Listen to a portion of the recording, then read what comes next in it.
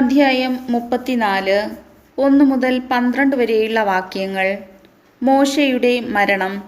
അനന്തരം മോശ മോവാബ് സമതലത്തിൽ നിന്ന് ജെറീക്കോയുടെ എതിർവശത്ത് സ്ഥിതി ചെയ്യുന്ന നെബോ മലയിലെ പിസ്ഗയുടെ മുകളിൽ കയറി.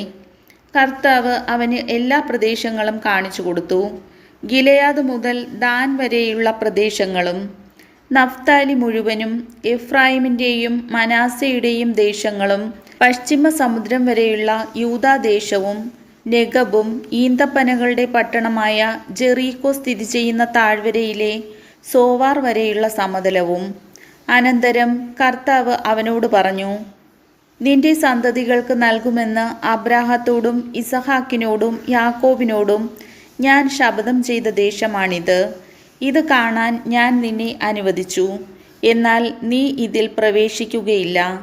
കർത്താവിൻ്റെ ദാസനായ മോശ അവിടുന്ന് അരുളി ചെയ്തതുപോലെ മൊവാബ് ദേശത്ത് വെച്ച് മരിച്ചു. മൊവാബ് ദേശത്ത് ബത്പയോറിന് എതിരെയുള്ള താഴ്വരയിൽ അവൻ സംസ്കരിക്കപ്പെട്ടു. എന്നാൽ ഇന്നുവരെ അവൻ്റെ ശവകുടീരത്തിൻ്റെ സ്ഥാനം ആർക്കും അറിവില്ല. മരിക്കുമ്പോൾ മോശയ്ക്ക് 120 വയസ്സുണ്ടായിരുന്നു. അവൻ്റെ കണ്ണ് മങ്ങുകയോ ശക്തി ക്ഷയിക്കുകയോ ചെയ്തിരുന്നില്ല.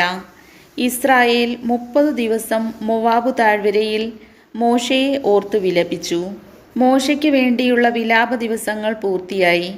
നൂനിൻ്റെ പുത്രനായ ജോഷുവ ജ്ഞാനത്തിൻ്റെ ആത്മാവിനാൽ പൂരിതനായിരുന്നു.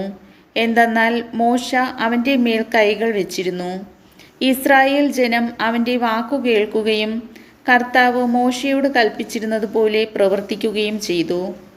കർത്താവ് മുഖാഭിമുഖം സംസാരിച്ച മോശയെപ്പോലെ മറ്റൊരു പ്രവാചകൻ പിന്നീട് ഇസ്രായേലിൽ ഉണ്ടായിട്ടില്ല. കർത്താവിനാൽ നിയുക്തനായി ഈജിപ്തിൽ ഫറവോയ്ക്കും ദാസന്മാർക്കും രാജ്യത്തിനു മുഴുവനും എതിരായി അവൻ പ്രവർത്തിച്ച അടയാളങ്ങളിലും അത്ഭുതങ്ങളിലും ഇസ്രായേൽ ജനത്തിൻ്റെ മുൻപിൽ പ്രകടമാക്കിയ മഹത്തും ഭയാനകവുമായ പ്രവൃത്തികളിലും മോശ അതുല്യനാണ്. കർത്താവിൻ്റെ വചനം.